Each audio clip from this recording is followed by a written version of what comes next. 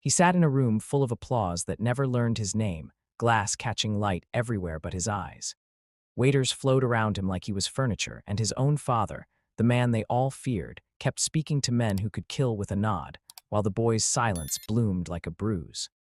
I lifted my hands because my voice would have been a cruelty in a world that refused to hear him, and signed, "Do you want to get out of here?" Before we begin, if this kind of story speaks to your heart, feel free to share where you're watching from. It's always beautiful to see how far stories like this can travel. Enjoy the story. Chapter 1. The gilded silence, the chandeliers in the Mare di Vetro ballroom sagged with their own wealth, flinging constellations onto plates edged with gold leaf. Cigars burned rivers in the air. A string quartet played something bright and sharp, a laugh with teeth. The men at the long table laughed louder. They were the kind of men whose laughter was never really about anything funny. It was about possession. I was there with my flowers, cheap, stiff peonies in rented glass, summer's blooms pretending through the winter frost, and a black dress that made me invisible. Caterers know how to be ghosts. I had trained myself to be part of the architecture, move a appetizer tray here, replace a napkin there, pour wine without touching the sleeve, and watch everything. The boy sat 3 chairs down from Riccardo Vitale, the man whose hand everybody kissed and whose name got whispered like a weather warning. Nico. He was old enough to be wearing a suit and small enough that it looked like a costume. His hair fell into his eyes and his hands stood idle at the edge of his plate like birds waiting for a storm to pass. People talked around him and over him, but not to him, a blackout in human form. "To the future," Riccardo said, rising, lifting a glass, "to a future where the river only flows one way." His lieutenants echoed him. There were rings on every finger that mattered. There were guns not very far. And beside him, the future they were toasting, his son, was not drinking, not speaking. He was 15, the whispers said. He had been mute since 9. People said his mother had left. People said his mother had been taken. People said he didn't speak because the doctor cut something. People said everything but the one thing that mattered to him. I never promised myself to be brave, only honest. Honesty can look like foolishness in a room like this. But I learned a language years ago because my sister couldn't follow my voice through her fever. June, ash-haired, bright-eyed, who laughed with her hands and called me Alina like a song. When June was gone, my hands forgot what to do until they found themselves again in the mirror, signing to my own grief. It's a sacred thing, touching air that way. Everyone else in this room chose ignorance like a weapon. I chose to be seen by someone who was made to be unseen. He had been watching the reflection of the chandeliers in his water glass. When he saw my hands, he startled as if a window had opened. The shock melted into something else. Hope always overwhelms the face. I signed slowly, deliberate, the way you talk to anyone who's spent too long in a world that refuses to hear them. "My name is Alina. I'm here to help tonight. You okay?"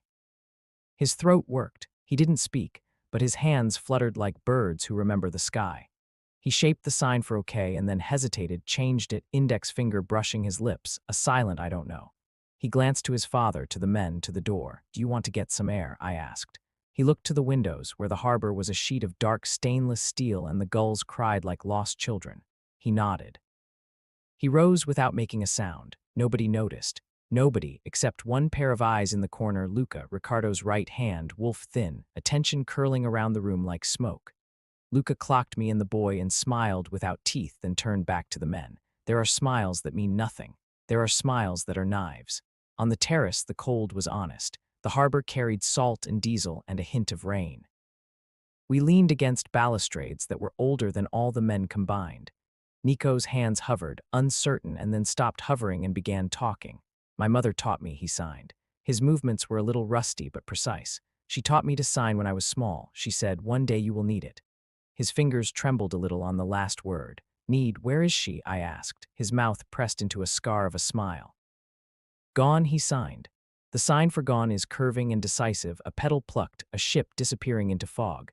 He pressed his hand to his heart and then opened it into nothing. "Gone. I'm sorry," I signed, because sometimes that's the bravest sentence. He shrugged, the way boys do when they're drowning and want you to think it's shallow. Inside, the music changed, more laughter, another toast. The world rotated on a thin, dangerous axis. Nico looked at the door and back to me. "They ignore me," he signed, "all of them, except when they want me to be a photograph." I reached out, then stopped, because touch is an invitation, not a cure. Do you want me to stay for a bit? I asked. He nodded. Please. We stood like that, two ghosts warming each other with the only language we had. He told me about birds he couldn't name that he liked to draw in the margins of his notebooks, birds whose bones were light enough to allow flight. He told me about the greenhouse at the Vitale estate, where someone, his mother, had planted jasmine that bloomed even in winter. He told me nothing about guns or men or power, and everything about wanting to breathe without flinching. Boys are always telling you about their prisons by pointing at their gardens. The door opened and a shadow fell across the threshold. Signora, Ricardo Vitale said, his voice warmed by wine and burned by cigarettes. I don't believe we've met. I had been a ghost. Now the king of ghosts called me into light. Elena Marin, I lied or told the truth. Both were parts of me. He held out his hand and I shook it. His grip was precise, the way you hold a glass you intend to refill. He looked at his son, then at me, then at our hands that had recently been speaking. In his face, something like fear or curiosity flickered and was erased by something like calculation. Thank you for looking after my boy, he said. Nico, don't be rude to our guests. Nico didn't look at him. He signed to me fast, his eyes bright, careful, don't tell him. Not here, please. I signed back, small, between heartbeats, okay. I don't know what Ricardo thought he saw. Perhaps just a caterer with kindness, perhaps a threat. It would have been easier if he had dismissed me with a wave. Instead he said, you know that. Language, It's a language, I said, not that. I didn't intend the correction to have edges. It did anyway. He lifted an eyebrow, amused. Dangerous men sometimes like women with spines. It gives them something to test.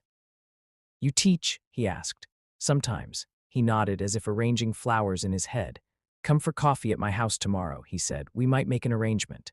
A coffee, I echoed, because my mouth habitually said small things while my mind scaled the walls. Tomorrow, it was not a question, he smiled.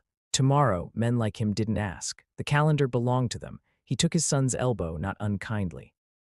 Nico flinched. The flinch hurt me more than the smile. They went inside. The terrace wind pealed a low bell in the dark, and that was how the door opened, and how the air on the other side smelled like jasmine and smoke. Chapter 2, the house with the greenhouse. My apartment smelled like sleep and cheap coffee and the wool sweater I'd stolen from June the winter before we lost her. The ceiling leaked when it rained. The street below was a long complaint of buses and dreams. I could have said no. Nobody would have found my body stuffed in a blue bag behind the fish market if I said no. But there's a gravity between need and hope, and I'd been orbiting both for too long. At 8 the next morning, a glossy car idled outside a building that never got cabs. The driver wore black gloves. He didn't say my name. He didn't need to. I slid into the back seat like a fish into a mouth and watched my neighborhood peel away. We drove past the harbor, past the fish market, past warehouses that knew too many secrets, toward a part of the city where the winter was always 2 degrees warmer because the trees were expensive. The gate of the Vitale estate didn't scream opulence. It murmured it. Ironwork like petals, stone that had seen generations of quiet men removing hats. The house itself was old enough to have outlived anyone's blood. It gazed at the harbor like it was waiting. The driver deposited me and disappeared. Doors softened open, the way doors do when they've been trained to anticipate the exact shape of footsteps. You must be Elena, a woman with gray hair and velvet eyes said. Signora De Luca, I'm the housekeeper. Nice to meet you, I said. She didn't look like a woman who delighted in intimidation. She looked like someone who had held babies and secrets in equal measure. Mr. Vitale is in the garden, she said. Nico is, she hesitated. Nico is there too. He likes the greenhouse in the morning. A pause, a glance, a hope disguised as caution. He smiled last night. I did my job, I said. She smiled like that was the first joke anyone had dared make here in a while. We crossed a hallway where oil portraits watched us with half-approving eyes and out a back door into a garden that startled me, because it was soft. So many edges inside. Soft here, jasmine and rosemary and clay pots holding mint that curled like laughter. A glass structure blazed gently to our right, the greenhouse, beads of condensation blurring the winter breeze. Inside, the world smelled like warm, clean humidity and the ghost of June's laughter. Plants leaned toward the light. A boy leaned away from the world. Nico looked up when we entered. His hands twitched in his lap. He didn't jump. The greenhouse told him when people were coming by the changes in air pressure, it was a house that taught you to feel. And then Ricardo was there too, a suit like a promise, a watch like a small planet. He didn't belong among the basil. He belonged at tables where people fought over crumbs that could buy countries. But he softened by the window, his silhouette less knife, more father. "Good morning," he said. "Elena." "Mr. Vitale," I said. He nodded toward his son. Nico pretended not to see. "My boy is a private person," he said. "A gentleman. He does not like doctors or strangers who stick wires to his head and frown. But he likes you, and that could be useful." I imagined the wires. I imagined frowns. I imagined June's forehead under a doctor's chills. "I don't like being useful to men who wish me to be useful," I said. It came out wrong and right. Luca would have slapped me with a smile for less. Ricardo, however, laughed, the kind you don't expect to find in a greenhouse. "Good," he said. "Be useful to him." He gestured, a permission and a test. I kneeled on the warm stone floor in front of a low bench where Nico sat, leaving the exact right amount of space because crowded silence is another kind of violence. He looked at me from under his hair. I signed, "You okay?" He signed, "He wants you to make me talk." His look was tired. He meant speak. He meant use my voice, the one that dragged him into old memories like nets. I signed, "I want you to talk in whatever way is yours." He swallowed. Relief runs down the face like rain. We began with finger-spelling names of plants, Rosemry, Mint, Jasmine, and he corrected me when I signed mint too small.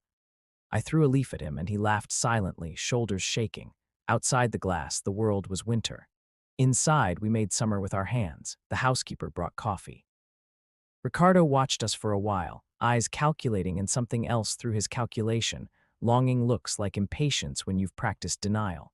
He cleared his throat with the embarrassment of someone who didn't know how to ask for kindness. "You'll come every day," he said. It wasn't a question. "Whatever you need, you ask Signora De Luca." "I'll need him to be allowed to be himself," I said. "Not a photograph, not a symbol." He looked at me like I'd presented him with a foreign object he wasn't sure how to turn. "He's my son." "I know," I said. "He needs that to be a refuge, not a sentence."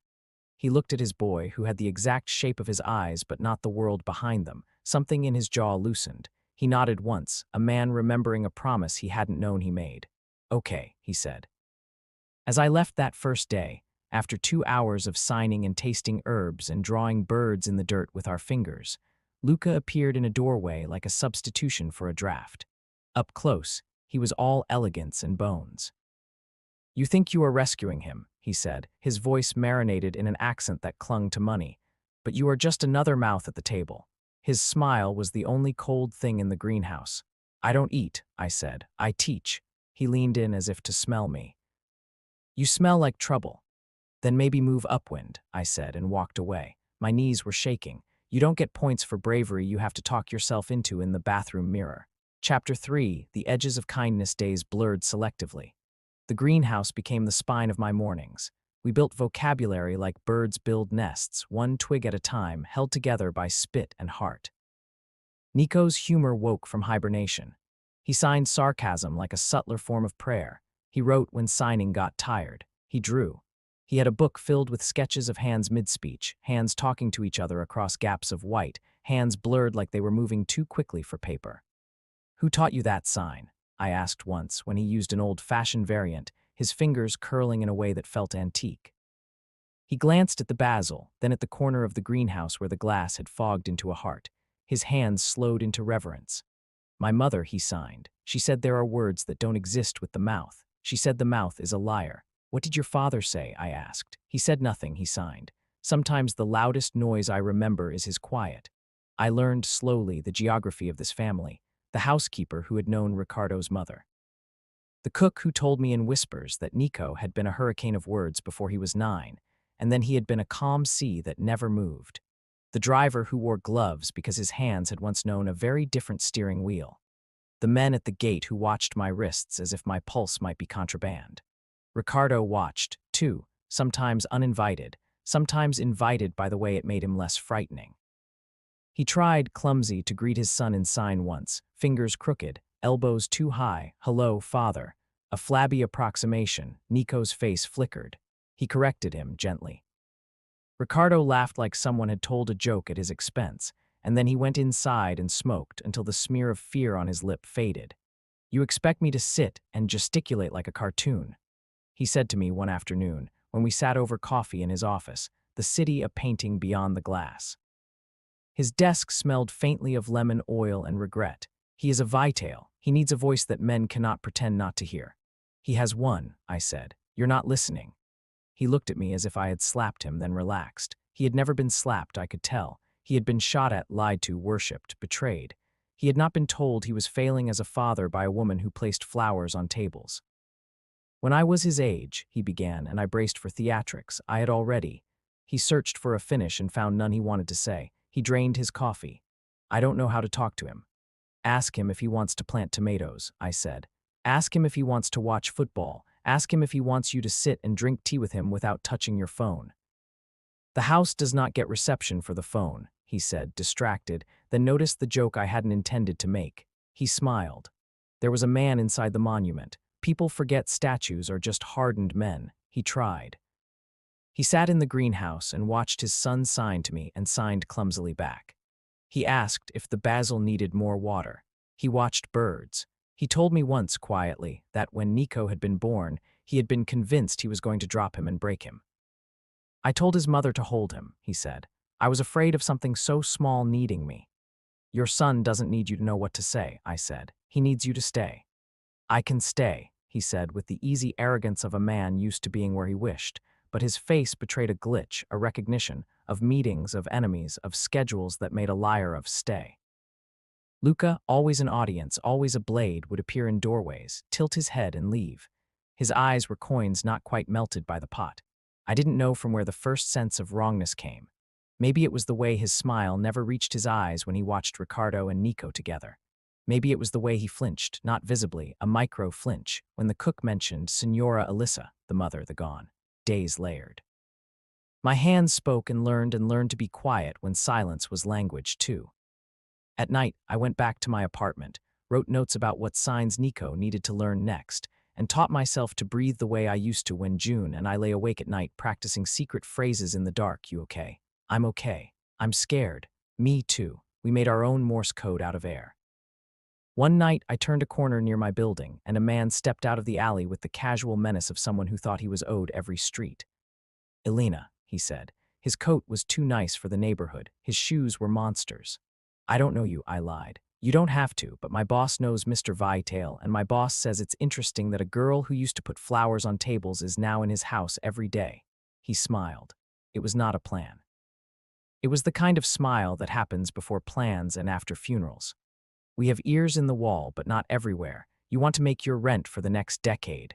No, I said, because there are sentences that are easy to say if you don't let your mind go to the end of them. He displayed his palms. We only want to know how a boy says what he knows. He says nothing, I said, and then a lie tumbled out of my mouth because it was safer than the truth and broke my heart like all useful lies do. Because he knows nothing. The man reached to touch my face casual, like I was a pet. I stepped back, almost tripped and steadied. There are many ways to not know a thing, he said. One day you'll know them all. He left a card on a garbage can. I didn't pick it up. It disappeared by morning. The next day in the greenhouse, I pretended not to be afraid. Nico pretended not to see. He saw everything. He watched my hands and for once not their meaning. He signed, careful, are you okay? I signed yes. He shook his head, stubborn. Liar. Chapter 4, the bird that wouldn't sing. He told me the truth in February. The jasmine had the audacity to bloom in the cold, and he sat with his back against the glass, the sweater he wore too thin for the day. We had been working on faces, how to say relief, anger, love, fear with a small altering of the mouth, the eyebrows, the tilt of the head. He had laughed at my demonstration of surprise. You're dramatic, he signed. Comes with the flowers, I signed back. His face slipped into a shape I hadn't seen on him before, decision worn like a wound. He looked at the door, at the roof, at the floor, at me. His hands moved, slow as confession. I saw, he signed. I saw what happened to my mother. The greenhouse didn't buckle. My chest did. Tell me, I signed, and regretted it instantly because I had no right. But we all crave the unfair luxury of telling at least one person the worst thing we know. He looked toward the house. His fingers curved into words that seemed to cry even as they remained silent. He signed a night. He signed a scream.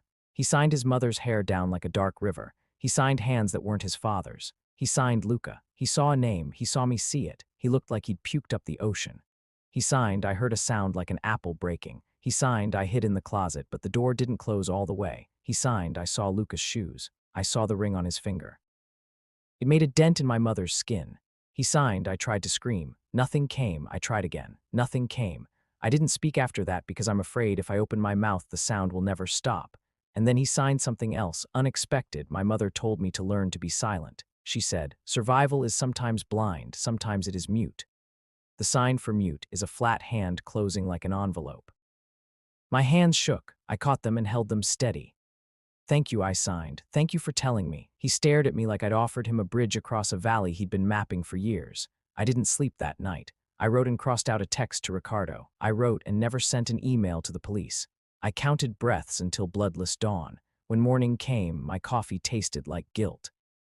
I walked to the greenhouse like a person condemned and told myself I was only a teacher. In the kitchen, Signora De Luca was making soup. "He didn't come down to breakfast," she murmured. "Do you know much about the night Alyssa?" I hesitated. "Went away." She stopped stirring. The steam fogged her glasses. "The mistress had sweetness like butter," she said. "Soft, too soft for this house." After she was gone, Mr. Vidale slept in the greenhouse 2 nights, came in with leaves in his hair. The 3rd night, he locked the door. He didn't cry. Men like him don't cry. But I found a cup with his teeth marks in it. I found Ricardo in his office staring at a photograph of his wife, taken before his hair learned to be gray. She was beautiful in the way that chooses gentleness over attention. He looked at me without asking me to make it better. It occurs to me now that fortune often looks like a person who knows exactly who they are. He had never needed to. "Nico tells you things," he said, and it wasn't jealousy in his tone, it was fear in a tuxedo. "Some," I said. "You could ask him." He gave a short, bitter laugh. "You should have heard me last night at dinner," he said. I told him a story about a boy I knew who couldn't swim and tried anyway. He looked at me like I was telling him about a stranger in Bolivia. "He wants you." "He wants to be believed," I said. "Believed about what?" The lie I had prepared died like a moth at a candle. "I can't, you won't," he corrected. "But you came into my house and you made 2 rooms breathe that have been suffocating." He looked at his hands. The bones of them were heavy with fights they'd never had. "If someone in this family killed my wife while I sat in the other room and toasted prosperity with my enemies, I will kill him with my hands. Do you hear me? I will make the river run backward and drown him in it." "That isn't going to give Nico his mother back," I said, which I had no right to say. He met my eyes and, to my surprise, didn't hit me with his voice or anything else. He nodded once, curt, the consent of someone's father. "You're going to keep my son safe," he said, he gestured, helpless, small, "while I figure out whether my house is burning from the inside." I left his office and walked straight into Luca. He had the habit of appearing the way bad news does, late enough to hurt, too early to ignore. "Do you know the problem with good intentions?" he asked. "They set the table for terrible dinners." "I'm not hungry," I said. "We are all hungry," he said gently and smiled. "You look like you need a friend, Alina. Be careful who you tell secrets to. People in this house have a habit of disappearing." That afternoon, Detective Reyes found me outside my building, leaning on the wall the way only a cop can, both casual and insistent. His hair was a question mark. His eyes were too awake. "We've been watching you," he said. "Which is less creepy than it sounds in our line of work." "It sounds exactly that creepy," I said. He held up his hands, a parody of surrender.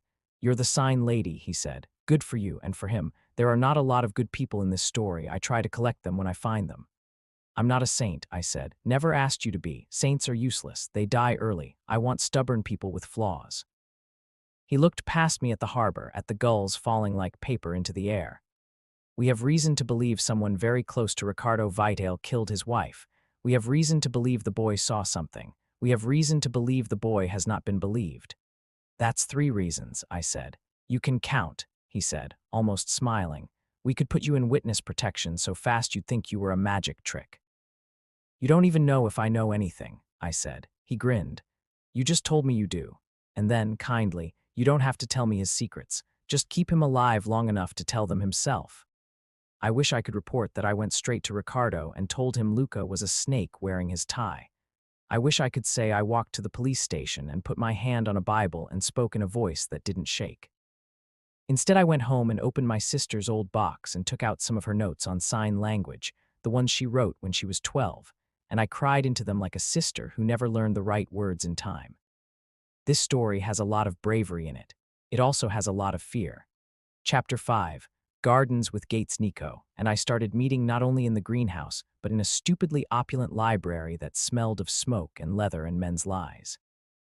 I chose the library because of the curtains.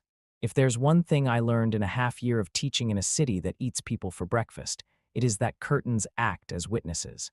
They will tell you with the most honest flinch of fabric when someone is about to enter. We rehearsed words he could say to his father without saying what he knew in a way that would get him killed. We practiced caution disguised as confession. We wrote letters we didn't send. He drew his mother's ring, which had a small chip in it that his father never knew about. We talked about birds and then about what it means to flee. "Why haven't you left?" I signed one afternoon, when the winter light made the dust look like secrets. He signed, "Where would I go?" He signed, "Sometimes cages are safer than the sky if there are hawks." The next morning, Luca followed me down a corridor with walls that had heard more whispered betrayals than any court.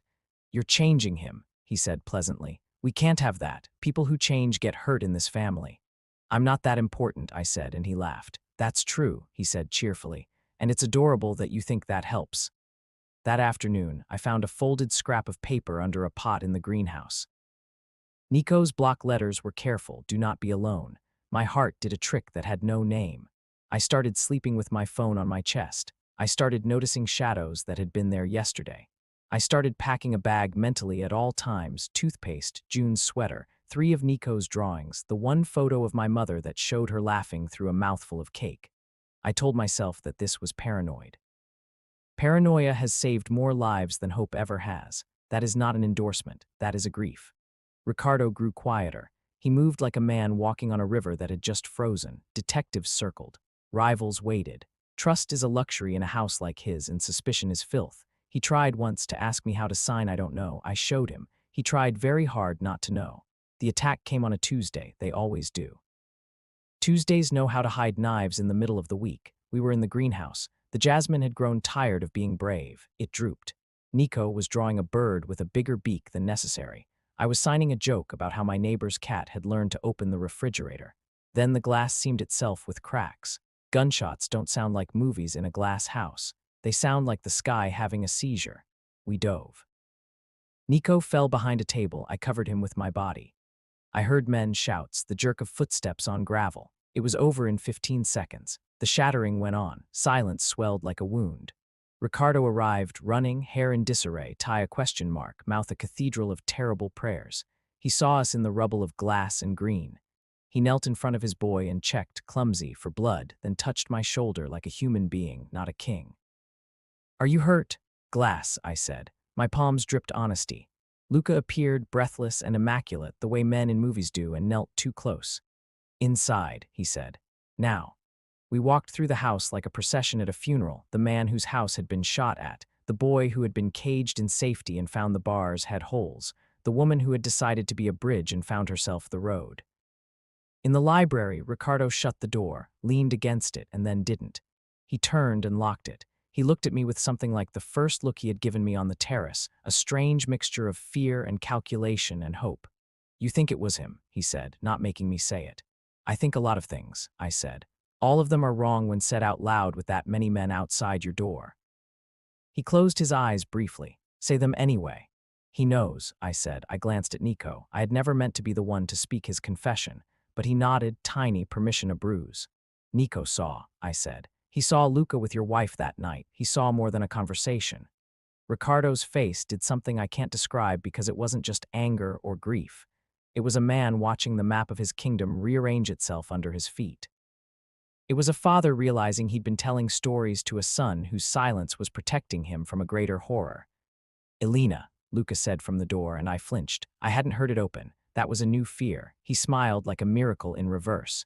"You went and complicated things." Ricardo turned slowly. All the years he had spent not shooting someone himself coalesced on his tongue. "You." He said to Luca. Luca's expression didn't change, but his eyes did a small, cruel dance.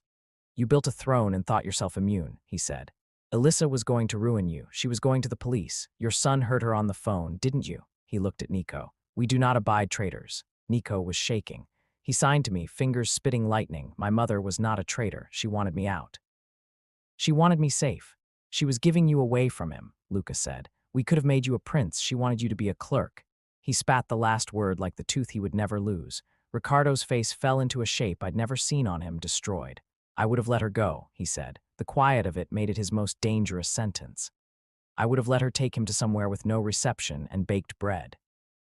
I would have lived in this house and looked at the same sea every morning and never asked. And you, his voice climbed out of a grave, you decided you knew what would make me better. Luca sighed. You weren't going to be better, you were going to be weak. The gun in Luca's hand appeared as if it had always been there. The room shrank around the outline of it. My body moved without my permission. I put myself between the barrel and the boy because that's the job you choose when you let your hands talk to a child no one hears. Please, I said, the word small and useless. We can, enough, Ricardo said, and in that word I heard all the versions of him that could have been: a cook, a fisherman, a mechanic, a father who would have embarrassed his kid at soccer with his enthusiastic shouting. He moved faster than a man his age should. He crashed into Luca, the gun spat, my shoulder burned like a new star, and Nico made a sound I had never heard before. It wasn't a perfectly shaped papa. It wasn't a scream. It was a ragged, furious animal noise, a word trying to be born. It grabbed the room by the throat. It stopped time and started it again. The gun clattered. Luca hit the desk, slid, grabbed for anything. Ricardo was on him, all those years of staying above the fray collapsing into muscle memory he'd never used but always carried. They rolled. Papers fell. A picture fell and broke in a way that made us flinch more than the gun. Nico, I hissed. Down. He didn't. He stood. He looked at Luca with every year he'd held in his hands, and he stepped forward not with the courage of a hero but the fury of a son who'd been asked to pay rent in grief for too long. He signed something to Luca, and it wasn't a curse. It was, I saw you. It was the most powerful sentence he'd ever used. It made a mockery of language. Luca laughed, blood on his teeth. You saw nothing, he said. He twisted. There was a second gun because men like him grow them like teeth. He pointed. Ricardo moved. The world does this trick sometimes where it gives you too many choices and then takes one away. The shot went off. It hit the window. It hit something else in the shock, we couldn't tell what. And then there were men, a flood, most of them on our side, some not. The room became a chessboard where the pieces were sweating and bleeding. Detective Reyes appeared, stinking of the harbor, his eyes alight with an ugly joy, the moment he'd waited for. He shouted everyone down in the tone of a man who's learned to be louder than bullets. Luca's second gun was gone. His first was still somewhere in the couch cushions or the past. Ricardo stood, panting. His hands were steady, empty. He looked like a building that had survived an earthquake and was considering the generosity of that decision. He turned to his son. They stared at each other across the ruin. And then Ricardo lifted his hands, clumsy as soup, and signed, badly, but I swear to you, real, I love you. The sign is simple and isn't. He pointed to his eye, crossed his heart, held his arms in and out as if he were throwing his love like a net. It was like watching a lion decide to purr. Nico cried, a sound that had been tea-kettling under his ribs for 6 years. He signed it back, perfect. Chapter 6, Names in the dark, an ambulance stitched me up enough to keep me from bleeding out before my pride did. Detective Reyes asked me 300 questions while the EMTs taped my shoulder in a useful approximation of competence. The room smelled of lemon, oil, and adrenaline. You're a lucky woman, he said. Those are expensive bullets. I'm a foolish one, I said. Those two things are kissing cousins, he murmured. He watched as his men walked Luca out in handcuffs. Luca smiled at me as if we'd shared a joke. Men like him die laughing, or they don't die and the laugh keeps echoing. You think this changes anything? Luca asked Ricardo. You think to sign I love you makes you a father anyone should keep? Ricardo didn't answer with words. He answered with a look I had not seen on his face, Mercy's cousin, contempt's mother. Spare me the philosophy, he said. I'm going to show my son how to boil an egg. Your existence is a footnote now. Reyes must have been half in love with the drama of it all. Cops are drawn to theater even as they pretend to disdain it. He looked at me. Witness protection is not for you then, he said. I looked at Nico, at Ricardo, at the glass that would be replaced and haunt us. I don't know, I said. And then, to Ricardo, he needs to tell his story to someone with a legal pad, not only me. I will ruin the man who tries to hang my boy's story on a courtroom wall so lawyers can throw rotten fruit at it, Ricardo snarled. We can do it differently, Reyes said, surprising me with a softness that didn't match his shoes. We can record it once, private, sealed. We can make it about putting the right man away, not making the boy naked in public. Nico watched our faces the way you watch a silent movie you desperately want the sound to be turned on for. He touched my arm, careful of the taped shoulder. He signed, okay. The O and the K we had learned day one. He signed it like he might. For once, I signed to him not what was necessary, but what was true. I'm proud of you.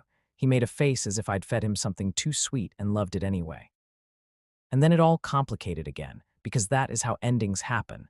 They don't, they multiply. Ricardo took a breath like a man about to dive into a cold lake and said, Elena, there is something you need to know. He looked at Reyes as if asking permission from the law were a new trick he wasn't yet sure how to do. Elissa didn't leave me to run to the police in a way you think. She left because I asked her to. The room did that quiet thing expensive rooms do. Even the paintings leaned in. I asked her to take him out, he said, nodding at Nico. I told her the house was going to eat him. I told her I couldn't unmake myself, and he deserved something better than a father who has to count his enemies before breakfast. He scowled as if punishing himself for admitting softness. She packed. She kissed me like I was a man, not a legend. She said, come with us. I said I can't, and then I got a phone call that somebody had broken a window in the greenhouse, and I left her with our boy to go see about glass. When I came back, she was gone and my son had turned into another species. For years, I preferred believing she had left me, because that was a better pain than the other story. It was a new story. It didn't absolve him. It didn't condemn him back to hell. It made him a person, and that is always the most dangerous thing you can do with a myth. Then why? Reyes began. Because Luca thought he could be my conscience, Ricardo said. He thought he could amputate my future and then teach me to walk on the stump. He looked at his hands again, always those hands. I let him. That is my hell. We didn't hug. This is not that kind of story. But the room breathed, and I found that I could stand straight again. Chapter 7. The River. The remedy the trial that you think is coming did not come. The prosecutors made deals with the windy righteousness of men who think winning is the same as justice. Luca pled to manslaughter, because why not degrade words as long as we are degrading facts? He was handed years like a pile of plates. He looked at me and winked. He would not be the last snake to shed his skin and emerge smaller and more dangerous. Reyes set up a quiet recording session in a room that smelled of donuts and inevitability. Nico signed his story once, his hands calm as a sunrise. I interpreted, my voice smooth enough I almost recognized it. Ricardo sat in the corner and looked like a man being shaved with a rusty blade and choosing not to flinch. It was over in an hour. We put the truth in a box. We locked it. We put the key in a drawer whose lock belonged to a man with waking nightmares of men like Luca. Then something unexpected happened. We started to live. Ricardo learned to sign coffee. He learned to sign hungry, tired, proud, sorry, which he abused but tried. He sat with his son and asked, sometimes with words, sometimes with hands, about nothing important. They watched birds, football, the harbor. They cooked eggs. He burned toast and learned to laugh at himself, a language I hadn't imagined he'd speak. He stopped wearing a suit on Sundays. He bought basil plants that he named after saints. I woke up to the sound of my own heart less often. I walked streets without counting shadows. I put fresh flowers on the kitchen table of a house where guns had been, but our hands had been more. Signora De Luca began to sit with us in the greenhouse, knitting like a woman who has been forgiven by her own life. She made a sweater for my sister who was gone and gave it to me, and I cried in the greenhouse, because kindness is a cruelty when your body forgot how to accept it. Nico spoke once on a Saturday when his father put sugar in his coffee by mistake and spit it out dramatically. Gross, he said. His own eyes got huge. Everyone froze. His father cried without trying to hide it. Nico rolled his eyes and signed, it's just a word, don't make it a coronation. Too late, I said, and they both glared at me with the same face. It was the best glare I'd ever received. Life found a way to be sweet at the edges. The harbor still howled. Men still moved money like it was weather, but the house was less ghost. There were books on the floor and plants that should have been replaced and were not because they were trying, so we let them. We thought the worst had passed. That is always the second to last mistake people make in stories like this. Chapter 8. The last knife and invitation arrived embossed with a crest that might have been meaningful to someone who cared about crests. Dinner, it said, to celebrate community, which even Reyes laughed at. Don't go, he said. Eat Chinese in your kitchen and call it a holiday. It's for the foundation, Ricardo said. His hair had gotten silver in a way that suited the regret he'd begun to nurse like a child. They like my money, they pretend to like me. I should show up. I'll be very boring. Boring is underrated, I said. The Night was a film that knows it's about to become a tragedy and tries to stall with a montage of flirting and martinis. The hotel was again all glass and light and velvet. I wore a dress because sometimes armor has silk in it. Nico wore a suit that fit him better now, his shoulders claiming themselves. He signed from across the table sometimes, small jokes that made his father hide smiles. I felt my shoulder and it pulsed in a way that meant weather. The chandeliers sulked, then the lights went out. You'd be surprised how quickly a room reverts to being a forest when you turn off the artificial stars. People stopped pretending to be sophisticated and started being animals. There were screams. There was the sound of someone dropping a tray and then sobbing as if the tray had been a heart.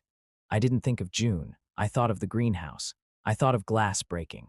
I grabbed Nico's wrist because our bodies had learned that choreography. I turned. I saw a shadow detach itself from a shadow. I thought, this is what it feels like to live right up until you don't. The generator kicked in. The light came back as if it had just stepped outside to smoke. On the stage where the Foundation's banner hung like a lie, Lucas stood with a gun and a face from prison, leaner, more concentrated. Time had made him smaller and sharper. He had not been gone long enough. Or he'd been gone too long and now possessed a debt to disaster that he intended to collect. He smiled. That same bloodless thing.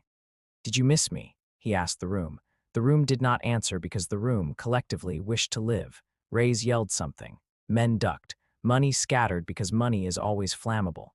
Luca took 2 steps forward and pointed the gun at the only person who would make the most beautiful mess if he fell, the boy.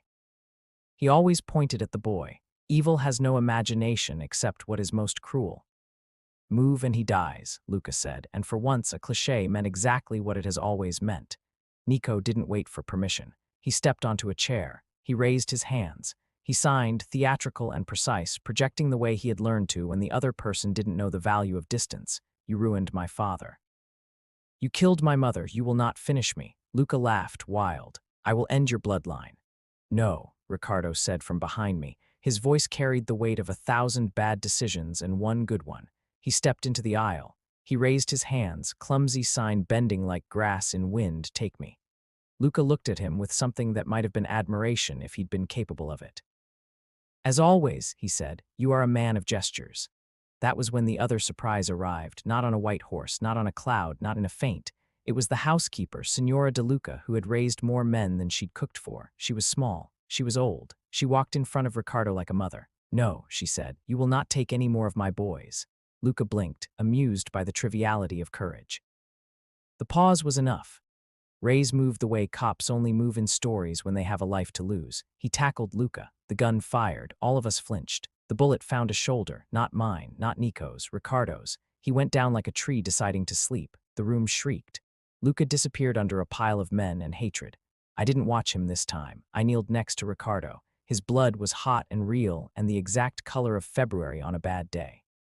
He looked up at me with a clarity that looked like death's cousin. "It's not fair," he said conversationally, as if finishing a long argument with himself. "I just learned the sign for eggs." Nico was there, hands and mouth both open, the language barrier breaking for no good reason. "Dad," he said, "please." His voice was rough like an instrument you dragged out of a basement and tuned with a hammer. He signed frantic stay. Ricardo turned to him. "I am sorry," he said, his mouth aching around words he'd not allowed himself many of. "I am sorry I made this house a prison. I am sorry I told myself I wasn't a bad man. I am sorry I didn't go with you." He coughed. His hands moved. He signed, better than I'd ever seen him. "I love you." He signed to me, "Thank you." He added, "Guide him." It is comedian cruelty that so often the last words we hear are close to what we deserve, not what we want. Ricardo Vital sat in a pool of his own decision and let go. We will argue whether he died a hero or a criminal until stories forget how to hold that tension. He died a father. Chapter 9. The harbor after we buried him on a day when the sky decided to be on our side and sob appropriately. The funeral smelled like lilies and money. Men cried and pretended they were coughing. Rays stood at the back like a cat at a christening.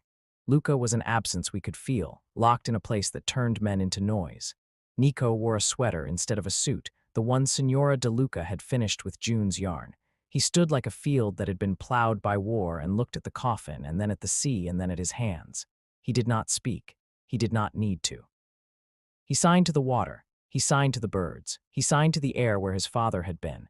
He signed nonsense and grief, mostly "I love you, mostly I am here." After we sat in the greenhouse, it had been rebuilt. It didn't pretend the glass hadn't once broken. The jasmine tried again. The basil named after saints had wilted, and we replaced them with sinners. He poured tea for both of us and looked at me like a person looks at a compass. "I'm leaving," he said, mouth and hands together for once. "Where?" I asked. "A school where they will have to learn my language," he signed. "In a town where nobody knows my last name. Reyes says he can arrange it. Will you come?" I had already packed that mental bag. I'd already put in my sister's sweater, my mother's photo, 3 drawings of birds. "Yes," I said.